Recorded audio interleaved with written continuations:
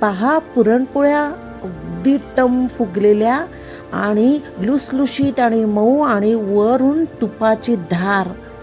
तोंडाला पाणी सुटलं ना? पहा याची रेसिपी. नमस्कार सर्वांना, मी अपर्णा हेगडे ब्लॉग्स या चॅनलवर आपले सर्वांचे अगदी मनापासून स्वागत करीत आहे. टम्म फुगलेल्या पुरणपोळीसाठी मी 2 वाट्या चणा डाळ पाण्यामध्ये स्वच्छ धुतली आणि त्यानंतर 2 तास पाण्यामध्ये मी ती भिजत ठेवली आणि त्यानंतर मी ती कुकरला शिजायला ठेवली. आपण जेव्हा ती कुकरला मी शिजायला ठेवली तर थोडंसंच पाणी मी वापरलेलं आहे, कारण आपण ऑलरेडी ती भिजत ठेवलेली होती चणा डाळ. त्यानंतर मी लगेचच चिमूटभर हळद टाकलेली आहे आणि 1 चमचा मी साजूक तूप टाकलेलं आहे आणि त्यानंतर कुकरचं झाकण बंद करून 3 शिट्या होईपर्यंत ती आपल्याला शिजवायची आहे. त्यानंतर मी 4 वाट्या गव्हाचं पीठ घेतलेलं आहे आणि त्यामध्ये थोडंसं आपल्याला टेस्टनुसार आपल्याला मीठ टाकायचं आहे आणि त्यानंतर लगेचच मी एका ग्लासामध्ये पाणी घेतलं आहे आणि त्याच्यामध्ये आपल्याला चिमूटभर हळद टाकायची आहे. म्हणजे ते सर्व पीठ आपल्याला काय होतं, ते समान असं कलर त्याला येतो.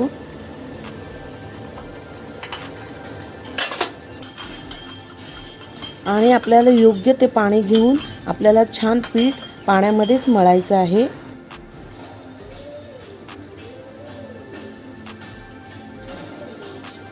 थोडं थोडं पाणी घेऊन हे पीठ आपल्याला मळायचं आहे. नेहमीच्या गोळ्यापेक्षा आपल्याला हे पीठ थोडं मऊच मळायचं आहे. पहा, या पिठाच्या गोळ्याला मी पाणी सर्व बाजूने शिंपडलेलं आहे आणि छान झाकून 2 तास भिजत ठेवलेलं आहे. कुकरमधील शिजलेली चणा डाळ मी लगेचच चाळणीमध्ये घेऊन ती छानपैकी वाटीमध्ये अशी घोटळलेली आहे. पहा, मऊ झालेलं पुरण मी कुकरमध्ये शिजवण्यासाठी ठेवलेलं आहे आणि त्यामध्ये गुळही टाकलेलं आहे आणि ते सतत हलवलेलं आहे. हे आपलं पुरण शिजलं का नाही हे ओळखण्यासाठी आपल्याला कालता मधोमध ठेवायचा आहे आणि जर तो पडला नाही तर समजायचं आपलं पुरण शिजलेलं आहे. आणि त्यानंतर आपलं हे पुरण शिजलेलं आहे आणि त्यानंतर मी जायफळ आणि वेलचीची पूड त्याच्यामध्ये टाकलेली आहे आणि ते छानपैकी एकजीव असं केलेलं आहे, म्हणजे मळून घेतलेलं आहे.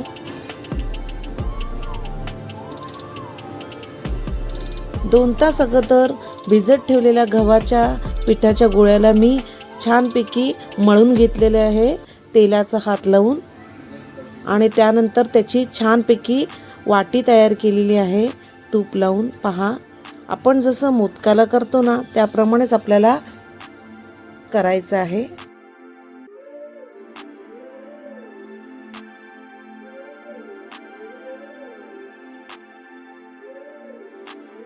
पोळी करताना पिठाच्या गोळ्यापेक्षा पुरणाचा गोळा मोठा असावा आणि छानपैकी अशी पिठाच्या गोळ्याची वाटी तयार करायची, जसं आपण मोदकांना करतो ना त्याप्रमाणेच, आणि दाबत दाबत असं पुरण भरायचं आहे.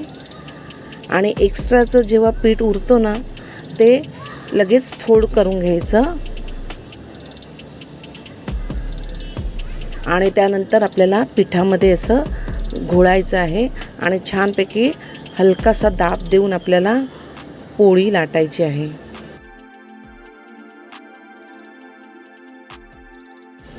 बाजूबाजूनेच आपल्याला हलकासा दाब देऊन गोल गोल अशी पोळी लाटून घ्यायची आहे. अजिबात मध्ये लाटायचं नाही आहे आपल्याला, फक्त साईडलाच असं हलकासा दाब देऊन आपल्याला लाटायचं आहे.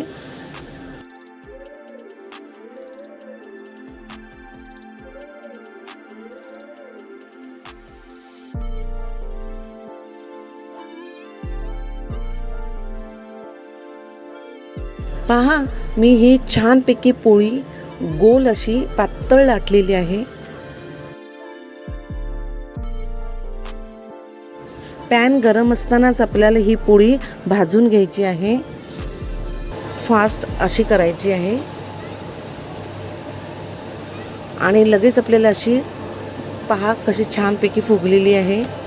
आणि नंतर आपल्याला छानपैकी तुपाची धार अशी सोडायची आहे आणि आपली पोळी रेडी झालेली आहे.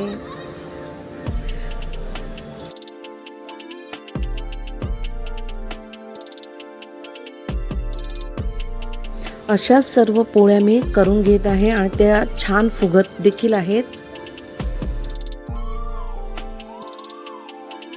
आपल्या या घरगुती रेसिपी आणि ट्रॅव्हलिंगचे व्हिडिओ जर तुम्हाला आवडत असतील तर आपल्या चॅनलला लाईक करा, शेअर करा आणि सबस्क्राईब करायला विसरू नका. आणि हां, तुम्हाला जास्तीत जास्त कोणते व्हिडिओ पाहायला आवडतील ते मला कमेंट्सने लिहून पाठवा. मी तुमच्या कमेंटची वाट पाहते आणि तुम्ही हा व्हिडिओ संपूर्ण पाहिल्याबद्दल तुमचे खूप खूप आभारी आहे.